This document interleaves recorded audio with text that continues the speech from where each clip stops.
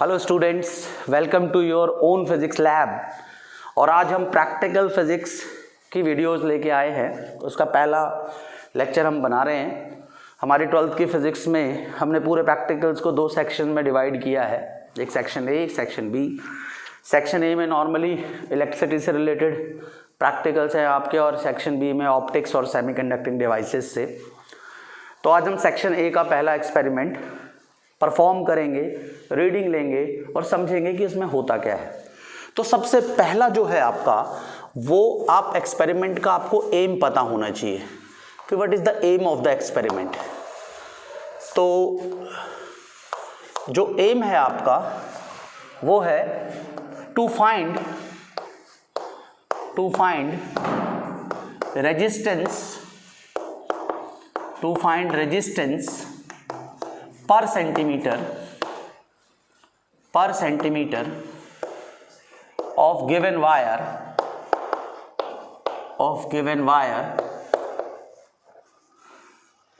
by plotting graph between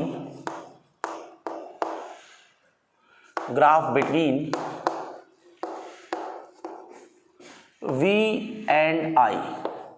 current और voltage के बीच का ग्राफ प्लॉट करके आपको एक वायर का रेजिस्टेंस पर सेंटीमीटर निकालना है, एलॉय की वायर। तो वो नॉर्मली एलॉयज की वायर होती है और उसका रेजिस्टेंस पर सेंटीमीटर हमें निकालना है। और मैं आपको वो वायर नॉर्मली दिखाऊंगा कि क्या होता है, रेजिस्टेंस पर सेंटीमीटर किस वायर का निकालना है। नॉर्मली एलॉयज की होती है और हम देखेंगे कटा हुआ होगा उसमें। तो हम उस वायर का हमें रेजिस्टेंस पर सेंटीमीटर निकालना होगा। देखो ऐसे ये एलॉयज की वायर होती है, जैसे ये आपको दिख रहा होगा, ये रेजिस्टेंस। अब हम इसकी लेंथ नाप लेंगे, इस वायर की लेंथ नापेंगे और लेंथ नाप के रेजिस्टेंस निकाल के रेजिस्टेंस पर सेंटीमीटर कैलकुलेट करेंगे। ओके, और ये बेसिकली एक ओमिक कंडक्टर है, ओम्स लॉ को फॉलो करता है। तो याद रखना, आप उसी कंडक्टर में वी आई का ग्राफ प्लॉट करोगे जो ओम्स लॉ को फॉलो करता है। ठीक है, फिर इसमें एपरेटस क्या क्या चाहिए आपको। एपरेटस हर एक्सपेरिमेंट में आपकी कुछ रिक्वायरमेंट होती है। इसमें आपको एमीटर चाहिए, आपको वोल्टमीटर चाहिए,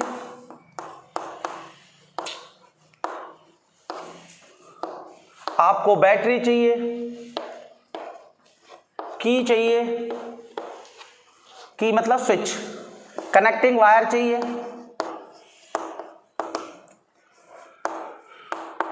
और आपको अननोन रेजिस्टेंस चाहिए जिसका आपको रेजिस्टेंस निकालना है, रेजिस्टेंस पर सेंटीमीटर निकालना है, अननोन रेजिस्टेंस। अब इस एक्सपेरिमेंट के पीछे जो बेसिक थ्योरी है वो ओम्स लॉ है। ओम्स लॉ क्या कहता है, under constant physical conditions voltage develop across the ends of the conductor is directly proportional to the current flowing through the conductor. याद रखना, कांस्टेंट फिजिकल कंडीशंस मतलब अभी रूम टेम्परेचर है, इस वायर का टेम्परेचर कांस्टेंट होना चाहिए, length, area of cross section, ये चीजें भी कांस्टेंट होनी चाहिए। In that case voltage is proportional to current, है ना। हम लिखते हैं ना थ्योरी इसके पीछे। थ्योरी में आपको ओम्स लॉ है और थ्योरी कहता है कि वोल्टेज प्रोपोर्शनल टू करंट, और हम V इक्वल टू IR लिखते हैं। और यहां हमको पता है कि ये जो R है ये रेजिस्टेंस है। हम लोग ऐसे कह सकते हैं कि resistance is the ratio of voltage and current. ये थ्योरी है इस पूरे प्रैक्टिकल को करने के लिए, basic theory Ohm's law for ohmic conductor. ठीक है, अब आते हैं हम कि एक्चुअल में हमें सर्किट कैसा ड्रॉ करना है, कैसा सेटअप होना चाहिए हमारे पास सर्किट का। तो देखें, नॉर्मली मेरे पास एक रेजिस्टेंस वायर है,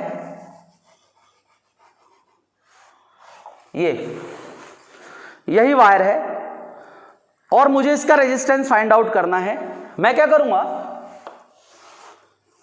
इसके अक्रॉस एक बैटरी कनेक्ट कर दूंगा, एक स्विच लगा दूंगा।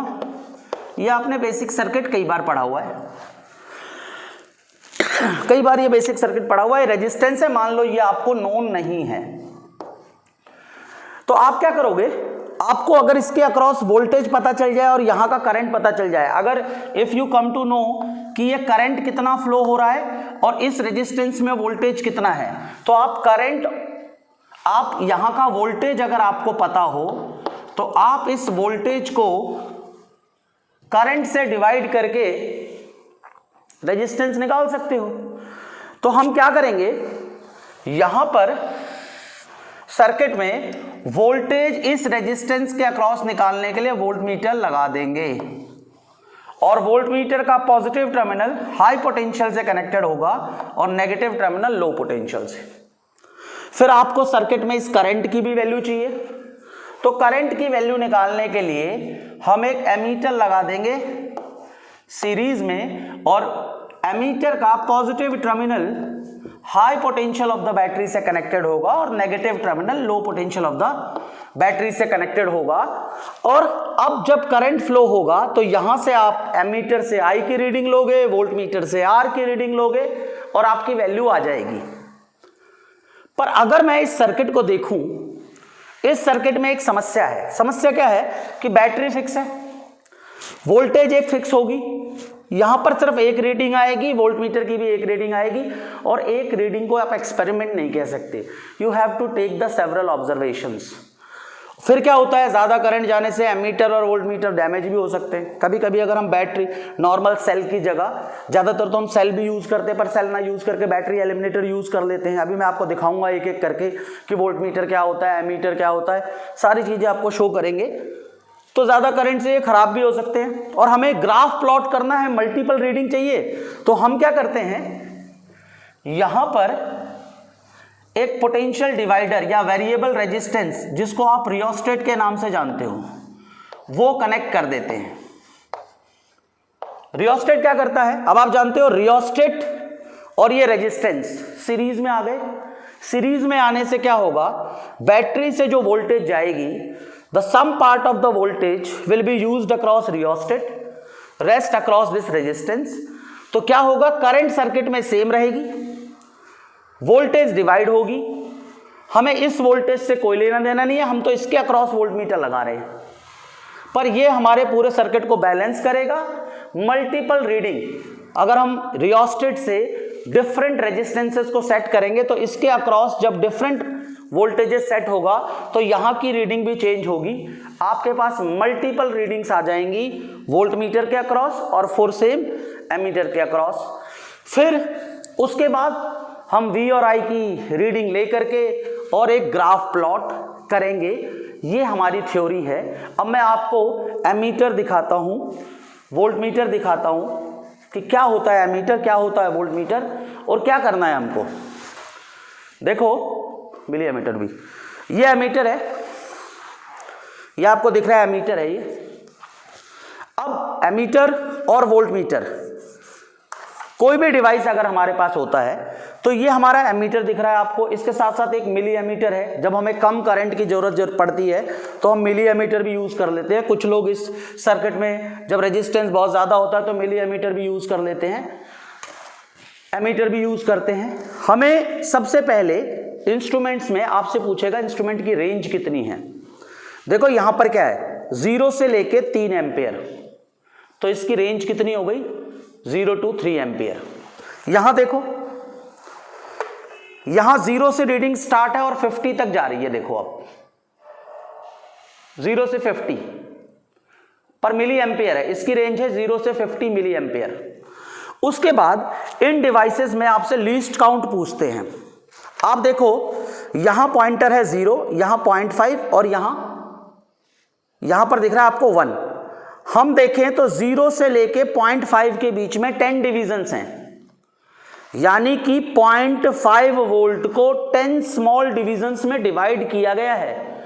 यानी इसका लीस्ट काउंट कितना होगा, जो हम यूज कर रहे हैं एमीटर, हमारे एमीटर का लीस्ट काउंट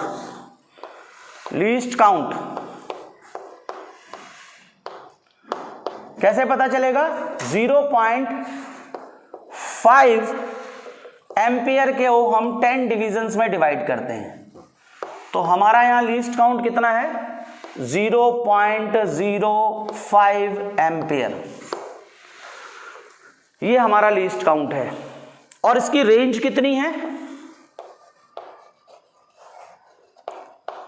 0 से 3 एम्पियर, ये नाप सकता है। अब आपको दिखा रहा हूं मैं वोल्टमीटर। ये वोल्टमीटर जिसका रेजिस्टेंस बहुत ज़्यादा होता है, एमीटर का रेजिस्टेंस बहुत कम होता है। वोल्टमीटर का रेजिस्टेंस बहुत ज़्यादा है, इसकी करंट कैपेसिटी बहुत कम। ज़्यादा रेजिस्टेंस होने की वजह से इसको हम रेजिस्टेंस के पैरेलल में रखते हैं। ज़्यादा रेजिस्टेंस होने की वजह से ये सर्किट से करंट को विड्रॉ नहीं करता और यहाँ पर लगभग करंट अनइफेक्टेड जाता है, तो यहाँ पर हमें सही वोल्टेज की रीडिंग मिलती है इसके अक्रॉस। वोल्टमीटर की करंट कैपेसिटी बहुत लो होती है। अब इस वोल्टमीटर को देखो आप, इसकी रेंज भी कितनी है, मिनिमम 0 मैक्सिमम 3। तो रेंज ऑफ वोल्टमीटर 0 से 3 वोल्ट। आपसे ये पूछ लेगा कि आपने लैब में जो इंस्ट्रूमेंट यूज किया है, आपसे जब वाइवा लेंगे टीचर्स तो आपसे पूछेंगे कि जो वोल्टमीटर है या एमीटर है उसकी रेंज कितनी है। तो इसकी रेंज कितनी है आपके पास 0 वोल्ट से 3 वोल्ट रेंज है आपके पास। लीस्ट काउंट देखो इसका कितना है, 0 से 0.5 वोल्ट नापने के लिए जब हम देखते हैं 0 से 0.5 वोल्ट, उसमें 10 डिविजन्स दिखाई दे रहे हैं हमको, 10 डिवीजन 0.5 वोल्ट के लिए 10 डिवीजन। तो लीस्ट काउंट कितना हो गया इसका, अगर मैं इसका लीस्ट काउंट कैलकुलेट करूं तो 0.5 डिवाइडेड बाय 10 यानी 0.05 वोल्ट। क्लियर। अब मैं आपको बताता हूं बैटरी एलिमिनेटर। देखो नॉर्मली क्या होता है, हम अपने फिजिक्स लैब में कई बार सेल भी यूज कर लेते हैं। नॉर्मली सेल्स क्या होते हैं, धीरे धीरे डिस्चार्ज हो जाते हैं तो प्रॉब्लम होती है और हमें डिजायर्ड वोल्टेज नहीं मिलती, तो हम लोग ये यूज करते हैं जिसको बोलते हैं बैटरी एलिमिनेटर। बेसिकली इसके अंदर एक स्टेप डाउन ट्रांसफार्मर होता है, एक रेक्टिफायर होता है। क्योंकि हमारे घरों में अगर हम डोमेस्टिक सर्किट की बात करें तो 220 वोल्ट सप्लाई आ रही है, 240 वोल्ट 220 वोल्ट। और ये देखो आपको आउटपुट दिख रहा होगा 0 2 4 6 डिजायर्ड आउटपुट। ये नॉब है, इसको आप रोटेट करके डिजायर्ड आउटपुट ले सकते हो। देखो 2, अगर इसको यहाँ क्लिक कर दिया तो 2 वोल्ट आ गया, यहाँ क्लिक किया तो 2 वोल्ट, फिर 4 वोल्ट 6 वोल्ट, ऐसे सो ऑन। याद रखना ये प्लग में लगेगा, जहां 240 वोल्ट आ रहा है वहां से इसके अंदर ट्रांसफार्मर है, ट्रांसफार्मर 240 को अकॉर्डिंग टू दिस आउटपुट आप यहां से एडजस्ट करोगे कि आपको आउटपुट कितना चाहिए, उतने पे एडजस्ट करेगा और आपको यहां से डीसी आउटपुट मिलेगा। ये पॉजिटिव टर्मिनल है, नेगेटिव टर्मिनल, ये हाई पोटेंशियल, ये लो पोटेंशियल। आप इस नॉब को एडजस्ट करके वोल्टेज फिक्स कर सकते हो। बेसिकली ये एडाप्टर टाइप का होता है, जैसे आपके सेल फोन को चार्ज करने के लिए आपके पास एडाप्टर होता है जो एसी को डीसी में कन्वर्ट करता है, सिमिलर ऐसा ही डिवाइस है। इसके बाद रियोस्टेट यूज करेंगे हम, रियोस्टेट। तो ये हमारे पास रियोस्टेट है। देखो रियोस्टेट क्या होता है, रियोस्टेट में आपको ये दिख रहा होगा, ये वायर है, एक्चुअल में ये रेजिस्टेंस वायर है, ये वायर की वाइंडिंग है, इसके ऊपर वाइंडिंग है, रेजिस्टेंस वायर है, वेरिएबल रेजिस्टेंस है। आप इस पे देख रहे होगे कि ये 50 ओम तक का रेजिस्टेंस है, इस पे 50 ओम तक का वेरिएबल है, ये स्लाइडर है, ये आप देखो स्लाइड कर सकते हो। हम क्या करते हैं, यहां से देखो, यहां से आपको वायर दिखाई दे रहा होगा, उसके बाद ये वायर रैप हुआ है, रैप होते हुए यहां तक आया है। हम क्या करते हैं, एक कनेक्शन यहां टच करेंगे, एक कनेक्शन यहां टच करेंगे। जब ये बिल्कुल इसके नोब के बिल्कुल पास है तो क्या होगा, करंट यहां से इन करेगी, इन करते हुए इनके थ्रू घूमेगी और यहां देखो आपको कॉपर का कनेक्शन दिखाई दे रहा होगा, ये रहा कॉपर कनेक्शन। ये कॉपर कनेक्शन से वायर इनके थ्रू घूमेगी और यहां से डायरेक्ट यहां चली जाएगी। यानी अभी रेजिस्टेंस बहुत ज्यादा है। जब आप इसको इधर मूव करोगे तो क्या होगा, इधर मूव करने से करंट यहां से फ्लो होगा, इस वायर के अक्रॉस घूमेगा, यहां से डायरेक्ट कॉपर में जाएगा और इस रॉड के थ्रू करंट वहां पहुंच जाएगा। आप यहां लाके रेजिस्टेंस को डिक्रीज कर रहे हो और इधर ले जा करके रेजिस्टेंस को इंक्रीज कर रहे हो। ये रियोस्टेट है, इसको वेरिएबल रेजिस्टेंस या पोटेंशियल डिवाइडर के नाम से भी जानते हैं हम। क्लियर है? तो आई होप कि आपको समझ में आया होगा कि हमको एक्सपेरिमेंट में क्या क्या परफॉर्म करना है। हमें पहले रिक्वायरमेंट क्या क्या है ये पता होना चाहिए, उसके बाद इंस्ट्रूमेंट्स के लीस्ट काउंट पता होने चाहिए। जैसे हमने लीस्ट काउंट कैलकुलेट किया था, वोल्ट मीटर का 0.05 वोल्ट, एमीटर का भी 0.05, सॉरी ये थोड़ी सी प्रॉब्लम थी, हाँ एमीटर का भी, क्योंकि 10 डिवीजन थे 0.5 एम्पियर के अंदर 10 डिवीजन थे तो 0.05 एम्पियर है लीस्ट काउंट। रेंज 0 से 3 एम्पियर, वोल्ट मीटर की रेंज 0 से 3 वोल्ट, लीस्ट काउंट 0.05 वोल्ट। इतना ध्यान में रखते हुए let's move on to the experimental setup. अब हम एक्सपेरिमेंटल सेटअप की तरफ चलते हैं कि ग्राफ प्लॉट करने के लिए हमें रीडिंग क्या क्या मिलती हैं। Okay, now move.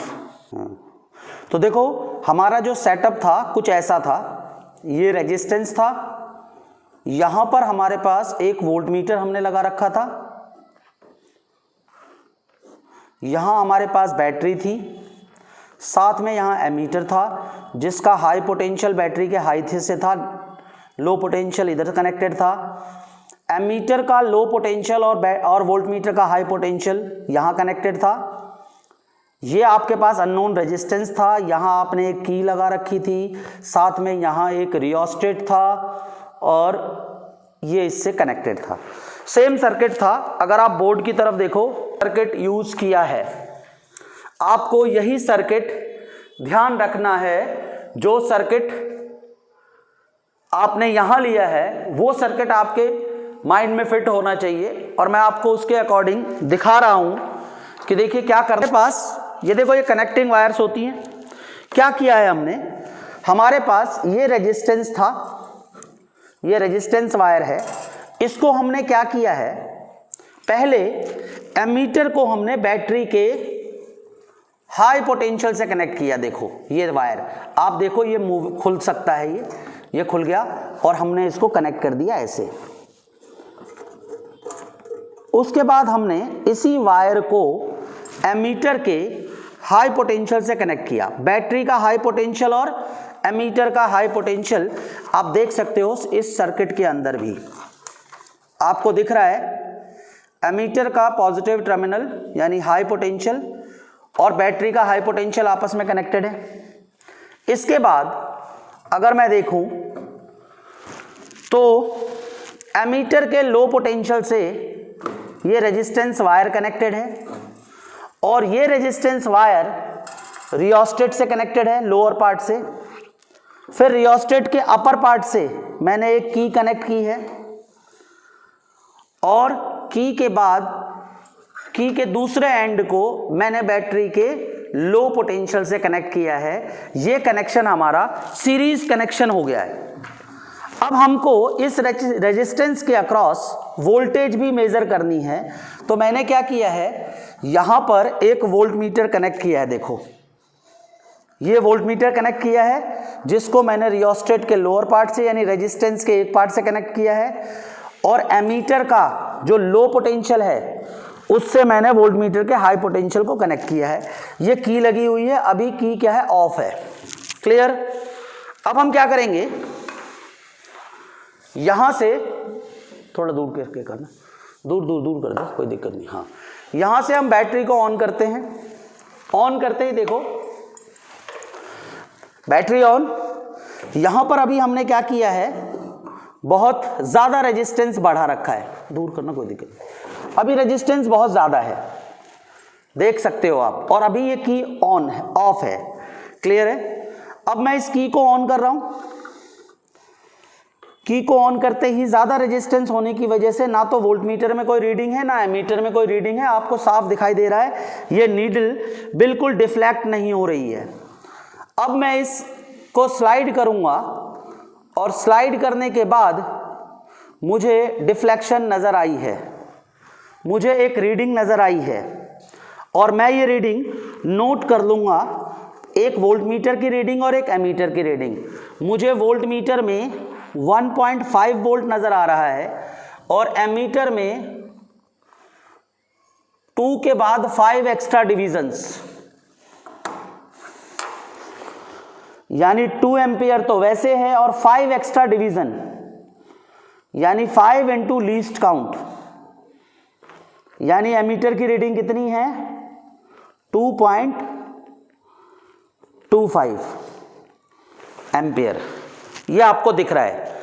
जैसे ही आपने एक ऑब्जर्वेशन ले ली, आप की बाहर निकाल दोगे और हल्का सा इसको और स्लाइड कर दोगे, रियोस्टेट को थोड़ा सा मूव करोगे, हल्का सा स्लाइड करके दूसरी पोजीशन के लिए छोड़ दोगे और आप की को दोबारा प्लग इन करोगे।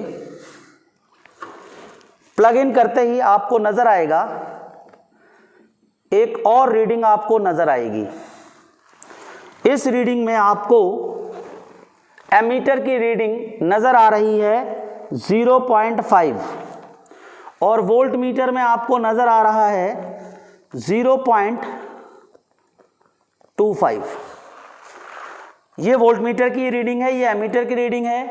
रीडिंग लेते के साथ ही आप की को आउट कर दोगे और की आउट करते ही, की क्यों बार बार हम आउट करते हैं, क्योंकि अगर करंट का फ्लो होता रहा तो रेजिस्टेंस हीटअप होगा और हीटिंग की वजह से आपकी रीडिंग एक्यूरेट नहीं आएगी, एरर आने के चांसेस ज़्यादा होंगे। तो ज़्यादा बेटर ऑप्शन क्या है कि जैसे ही आप एक ऑब्जर्वेशन लो, एक ऑब्जर्वेशन लेते ही आप की को आउट कर दो और ये प्रोसेस हम बार बार रिपीट करेंगे और रिपीट करते हुए हम एक ग्राफ बनाएंगे। तो मैं कुछ और सेट्स ऑफ रीडिंग ले लेता हूं, आप खुद ट्राई करेंगे और सेट्स ऑफ रीडिंग लेने के लिए कम से कम 5 रीडिंग लें ताकि ग्राफ बेटर आए। 5 ऑब्जर्वेशंस आपको लेनी है, ठीक है, और उसके बाद ग्राफ प्लॉट करना है। Okay students, now let's move on to the board और अब हम कुछ कैलकुलेशंस करेंगे।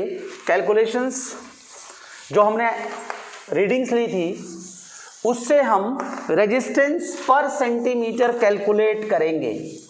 देखो जो हमारी ऑब्जर्वेशंस थी वो मैंने रिकॉर्ड कर ली है और उन्हीं ऑब्जर्वेशंस को हम यहाँ प्लॉट करेंगे और उसी से हम कैलकुलेट करेंगे। देखो हमने V और I की ऑब्जर्वेशन ली थी, एक V के लिए एक I के लिए। हमारे पास जब V वोल्ट में था और I एम्पियर में था। जब हमने V की वैल्यू 1.5 वोल्ट ली थी तो हमारा I आया था 2.25 एम्पियर। जब हमारा V 0.25 था तब ये 2.10 था। जब ये 1.4 वोल्ट था तो हमारे करंट की रीडिंग 2.33 एम्पियर थी। फिर जब हमारा वोल्टेज 1.6 वोल्ट था तो करंट 2.75 एम्पियर था। फिर हमने जो नेक्स्ट रीडिंग ली थी उसमें हमने 0.5 डाला था वोल्टेज को और करंट हमने देखा था कि हमारा 0.5 एम्पियर आया था। तो 1 2 3 4 5 एक छठी ऑब्जर्वेशन हमने और ली थी जिसमें हमने वोल्टेज को 1.2 लिया था और हमारा करंट 2.10 था। सॉरी, जब हमारा 2.25 था उस केस में हमारा जो करंट की रीडिंग थी वो 0.50 आया था। ये ऑब्जर्वेशन मैंने यहाँ के बदले यहाँ लिख दी। तो जब हमारा वोल्टेज 1.5 वोल्ट था, current 2.25 ampere, 0.25 volt current 0.50 ampere, voltage 1.4 volt current 2.33 volt. ये हमने ऑब्जर्वेशंस ली थी। अब इस ऑब्जर्वेशन के बेसिस पे जब हमने रेजिस्टेंस कैलकुलेट किया R = V/I, तो हमने देखा कि हमारा रेजिस्टेंस यहां पर आया 0.66, यहां पर जो रेजिस्टेंस आया वो 0.50 और ये सारा रेजिस्टेंस हमारा ओम्स में आया है। जब हमने इसके लिए किया 1.4 डिवाइडेड बाई 2.33, वो हमारा 0.60 आया। जब हमने 1.6 को इससे डिवाइड किया तो वो 0.58 आया। जब हमने 0.5 को इससे डिवाइड किया वो भी 0.58 आया। और जब हमने 1.2 को इससे डिवाइड किया तो वो हमारे पास 0.57 आया। और जब हमने मीन रेजिस्टेंस निकाला, यानी इन सबको प्लस करके 6 से डिवाइड किया हमने, तो हमारा मीन रेजिस्टेंस जो आया वो 0.58 ओम आया। और जो रेजिस्टेंस वायर हमने यूज की थी उस वायर की लेंथ थी 30 centimetre. Length of the wire 30 centimetre. जब हमने इसको डिवाइड किया 0.58 को 30 से, तो हमारा रेजिस्टेंस पर सेंटीमीटर की जो वैल्यू आई, रेजिस्टेंस पर सेंटीमीटर इज कम्स आउट 0.01 ओम, 1.019 ओम पर सेंटीमीटर। ये हमारा रेजिस्टेंस की वैल्यू आई। इसके लिए हमें ग्राफ प्लॉट करके भी हमें वेरीफाई करना पड़ता है कि क्या हमारा ये result as per graph accurate है। तो हम क्या करते हैं, एक ग्राफ प्लॉट कर लेते हैं, वोल्टेज जो कि वोल्ट में है और करंट जो कि एम्पेयर में है, इसके बीच में एप्रोप्रिएट स्केल यूज कर लेंगे। मैं 0.5 यूज कर रहा हूं, 0.5 एम्पेयर, फिर 1 एम्पेयर, फिर 1.5 एम्पेयर, फिर 2 एम्पेयर, फिर 2.5 और फिर 3। यहां पर भी ऐसे 0.5 वोल्ट, 1 वोल्ट, 1.5, 2, 2.5 और 3, क्योंकि रेंज ही इतनी है, इससे ज्यादा लेने की जरूरत है नहीं आपको। फिर आप ग्राफ प्लॉट करोगे तो आप देखोगे कि आपका ग्राफ कुछ ऐसा आ रहा है। यहां से देखो, सबसे हाईएस्ट रीडिंग कितनी है आपके पास, 1.6 वोल्टेज, करंट 2.75 यहां के करीब आएगा। और देखो वोल्टेज कितना है, 1.6, दिस इज योर 1.6, यहां के करीब आएगा। फिर आप सबसे लोएस्ट ले लो, लोएस्ट कितना है, 0.25 वोल्टेज और करंट 5, तो 0.5 ये रहा और करंट 0.25 यहां के करीब। ऐसे ही कुछ पॉइंट्स प्लॉट करोगे तो आप देखोगे आपका कर्व ऐसे आएगा। बेटा हो सकता है ये कुछ पॉइंट्स इस लाइन पे लाई ना करे ऊपर नीचे, तो आप देखना मैक्सिमम नंबर ऑफ पॉइंट्स इस लाइन पे कब लाई करते हैं। You have to take those that curve in which the maximum number of observation lies. मान लो आपके पास आपने 6 ऑब्जर्वेशन ली है और इस लाइन पर 4 ऑब्जर्वेशन लाई कर रही हैं, 1 2 3 4 लाई कर रही हैं और एक लाई नहीं कर रहा है, 2 लाई नहीं कर रहे, छोड़ दो उनको। वो एक्सपेरिमेंटल एरर की वजह से हो सकता है, क्योंकि रेजिस्टेंस हीट अप हो सकता है, आप कितना बार बार करो पर फिर भी इतना ध्यान नहीं रहता, सोर्स ऑफ एरर की वजह से हो सकता है सारे पॉइंट्स आपके ग्राफ पे लाई ना करे, आप सारे पॉइंट्स को लेके ग्राफ प्लॉट नहीं कर पाओगे। तो जो आपका मैक्सिमम पॉइंट्स को लेके कर्व बनता है उसको लेकर के और आप स्लोप कैलकुलेट कर सकते हो। जैसे मैं देखूं यहां पर, मान लो ये 1.4 पे, दिस इज 1.5 और दिस इज 1.4। जैसे मैं यहां पर देखूं, एक पॉइंट में ये ले लेता हूं, ठीक है, जिसमें मेरी करंट की वैल्यू 1.5 आई है, ठीक है, और 2 पॉइंट्स, ये 2 पॉइंट लेकर के जैसे मैं ले रहा हूं, यहां पर मेरी करंट की वैल्यू कितनी है, माई करंट इज, तो ये ग्राफ प्लॉट जब हमने किया तो इनमें से हम कोई भी, जैसे ग्राफ प्लॉट कर रहे हैं, मेरे पास एक रीडिंग ये है, एक ऑब्जर्वेशन ये वाली है, ये पॉइंट है आपका, और एक ऑब्जर्वेशन मेरे पास ये वाली है, ये पॉइंट है आपका, जहां पर आपके पास I की वैल्यू 2.33 है, V की वैल्यू 1.44 है। अब आप जानते हो इससे एक ट्रायंगल बना लो और ट्रायंगल बना करके इसका स्लोप कैलकुलेट कर दो। तो स्लोप जब कैलकुलेट करोगे तो 1.4 माइनस 0.85। देखो v की वैल्यू यहाँ 1.4 है और यहाँ पर v की वैल्यू 0.5 है, सॉरी, और I की वैल्यू 2.33 माइनस 0.85, और ये जो वैल्यू आएगी it comes to be 0.90 divided by 1.48, और ये वैल्यू भी आपके पास 0.60 ओम के करीब आएगी। तो आप देखोगे कि आपका ग्राफ से और वैसे एस्टिमेशन से वैल्यू लगभग सेम आ रही है। तो इस तरीके से आपको V और I की कैलकुलेशन करनी है, V और I की रीडिंग्स कैलकुलेट करनी है, कैलकुलेशन करने के बाद कर्व प्लॉट करना है और रेजिस्टेंस पर सेंटीमीटर फाइंड आउट करना है। आई होप कि आपको ये प्रैक्टिकल समझ में आया होगा, रीडिंग्स क्लियर हो गई होंगी। ग्राफ प्लॉट करेंगे और ग्राफ को एक बार हम ना यहाँ से ज्वाइन करके भी देखेंगे कि ये जीरो पे मीट करता है या नहीं है। इसको डॉटेड बनाएंगे क्योंकि रीडिंग तो हमने सिर्फ यहीं तक ली है। इसको मीट करेंगे, ये जीरो पे मिलना चाहिए। जब नो करंट नो वोल्टेज, कोई वोल्टेज नहीं कोई करंट नहीं, ये भी ध्यान रखेंगे। लीस्ट काउंट प्रिकॉशंस भी बहुत सारी ली जाती है, वो हम अपने नेक्स्ट लेक्चर में बताएंगे आपको कि क्या प्रिकॉशंस ली जाती है, क्या वाइवा के क्वेश्चंस आते हैं। इसके लिए हम एक और लेक्चर लेके आएंगे। Thank you so much.